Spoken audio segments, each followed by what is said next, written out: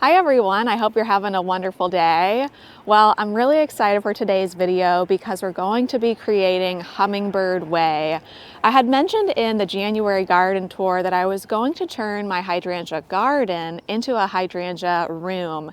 And within this room is going to be Hummingbird Way, which is a series of arches that I got from Plow and Hearth that we're going to cover with beautiful cup and saucer vine come summer. But I have a lot to do in preparation for this new garden. I need to make the 3 arches. I need to take out a lot of sod so that I can create this room effect that I'm going for. And then we're going to plant some hellebores that I got because my grandma had so many hellebores in her garden. And really, when I close my eyes and think of her front garden, I really do think of poppies and hellebores. So first today we're going to do hellebores, and then next week I think I'm going to direct seed some poppies in here as well. But guys, we've got a lot to get done, so we better get started. So let me first show you the inspiration for these arches and what I'm hoping it will look like in the coming years. So it's probably no surprise that my main inspiration comes from the queen of the cutting garden, Sarah Raven. And can you see kind of this tunnel that she's created in her garden? I know she grows sweet peas up them earlier in the season. I'm not sure if she grows anything up them later on, but this is the effect that I'm going for. Also, I found this picture in a book I have called Private Eden's Beautiful Country Gardens, which is a gorgeous book. But you see here too how they've created a tunnel with 3 arches that leads to a cement stone there. And here's my grandma's chair. And this is where I'm trying to draw your eye. So I'm creating the tunnel to draw your eye right to her chair. Now, before we really get into the thick of this project, I wanted to share with you an exciting Lilly giveaway that I'm doing with Longfield Gardens. So do you guys remember about 4 years ago, Garden Answer did a Lilly giveaway? They gave away a couple bags of Lilly bulbs to anyone who just left a comment on the video. Well, wouldn't you know that before I even picked up a camera to do YouTube, when I was managing a large vegetable farm, I won those Lilly bulbs. And those are the bulbs that you see over in my driveway garden. They ended up being Casablanca and Stargazer lilies. And I thought, wouldn't it be wonderful to pay it forward and do a Lilly bulb giveaway here on my channel? So I talked to my friends over at Longfield Gardens, and of course they said yes because they are just awesome over there. And they're gonna send one of you guys 15 Casablanca Lilly bulbs. All you have to do to enter is just leave a comment on this video.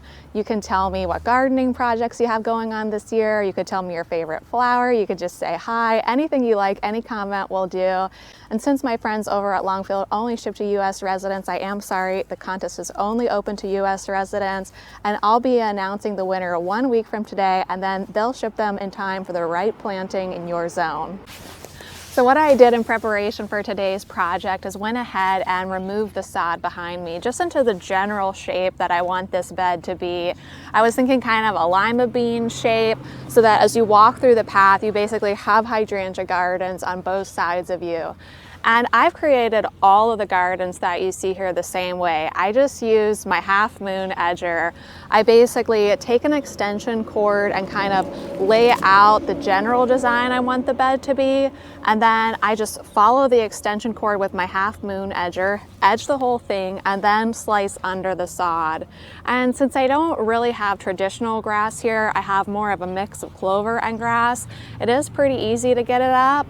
I've also done it where you just lay down cardboard and then bring in a lot of compost and put that on top.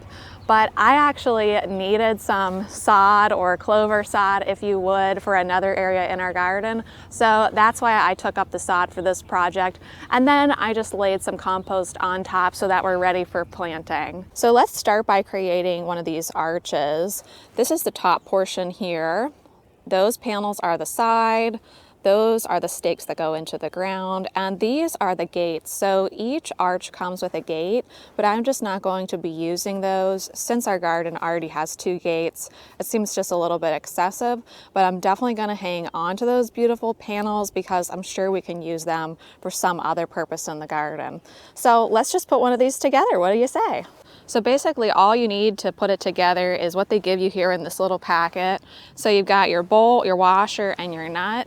You just line up the holes and stick your bolt in there, put your washer on the other side, and then your nut, screw it together, and then you can just tighten it with the little wrench that they gave you. And that's really all there is to it. It's really just a matter of putting these bolts on, screwing them tight, and then sticking it in the ground. So let's just get to it. So just in case you're new to my channel and you're not sure why I talk about the hummingbird so much, or maybe you're curious as to know why we're called Northlawn, it's completely in honor of my grandmother Martha, who lived on Northlawn Drive. And I really grew up with her being almost like a second mother to me. She was my babysitter, and we only lived, I don't know, maybe 12 minutes from their house. So I don't think there was a week that went by when I wasn't at her house at least one point during the course of a week. And so I was really very close to her. And because I was the oldest grandchild, she had 7 children, and I was the oldest of many grandchildren, I basically just went with her everywhere because she was my babysitter. So if she was, judging a show, if we were going to the nursing home, if we were going to the schools, because she would teach at the schools a lot, I was just kind of always the tag along, dragging buckets and things like that. But anyway, she lived on Northlawn Drive. And so my little flower endeavor here is named for her.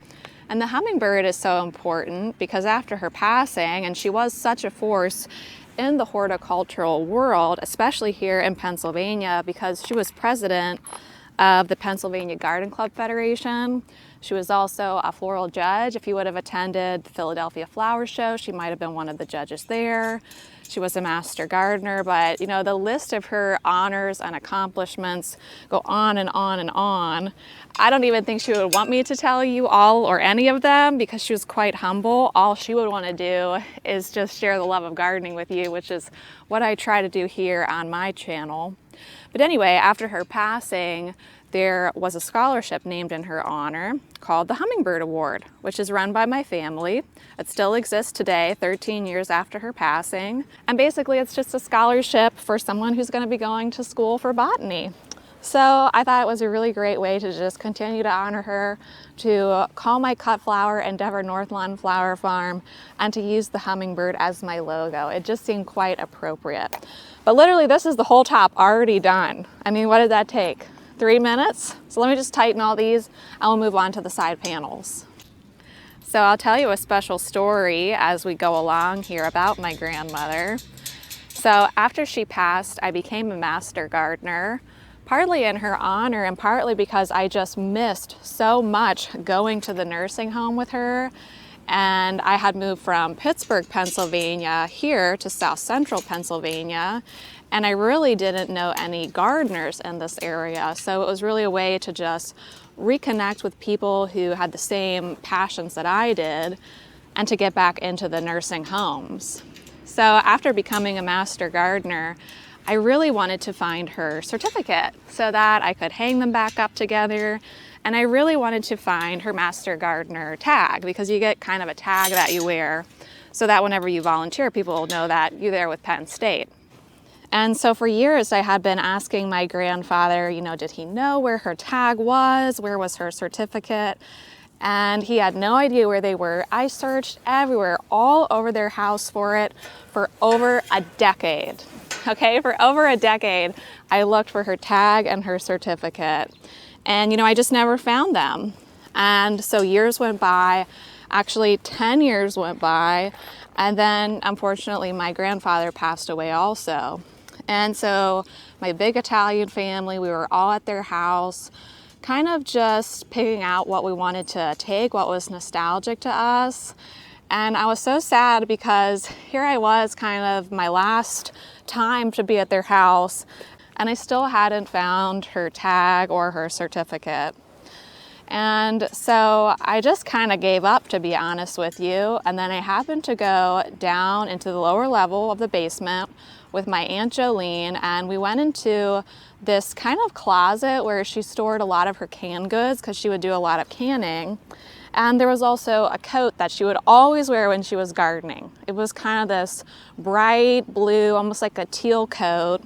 And if you look at her in pictures or she's doing talks or anything like that, she's always wearing this coat. So my Aunt Jolene said, why don't you take that coat?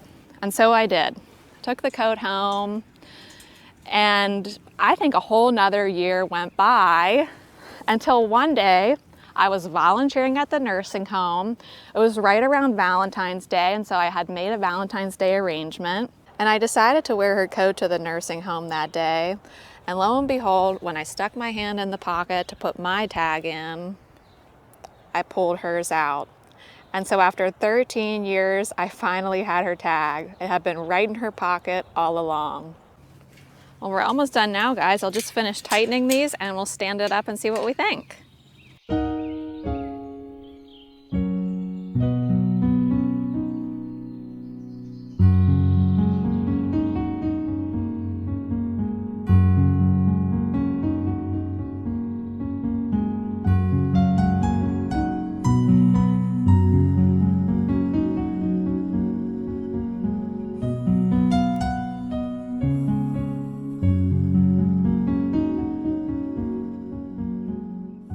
Well guys, I turned off the camera for a bit and tried them spaced out farther apart and closer together, but I landed on this positioning mainly because I do need all three arches to be in full sun in order to grow cup and saucer vine up them.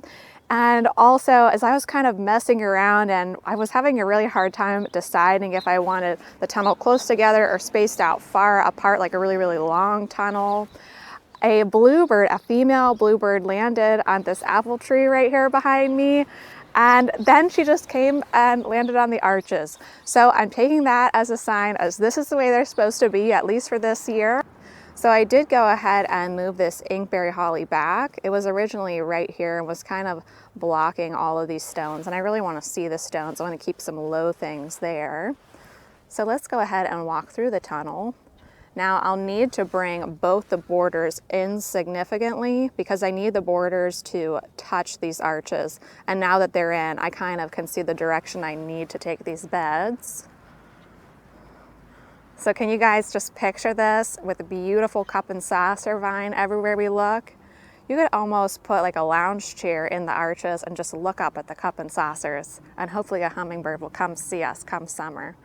But I think that worked out really great for leading you directly to my grandma's chair.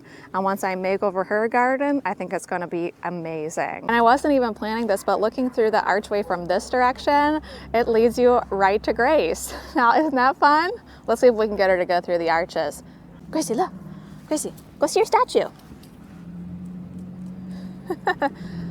It's Gracie approved.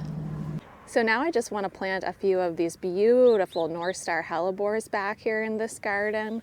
I just picked up 3 from my girlfriend's nursery, and that's fine to start. Hellebores are so expensive, and 3 was what's in the budget, and 3 will suffice for this year. So let's get planting.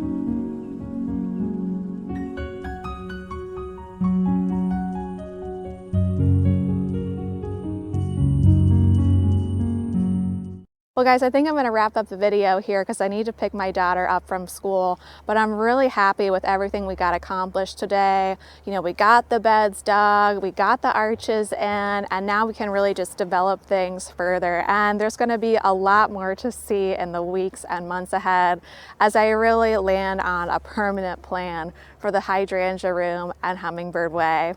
So I want to wish you guys a great day. Don't forget to leave a comment below to enter the Longfield Gardens Lily giveaway. And many, many thanks to Plow and Hearth for sending me these beautiful hummingbird arches. I'll see you next time. Bye.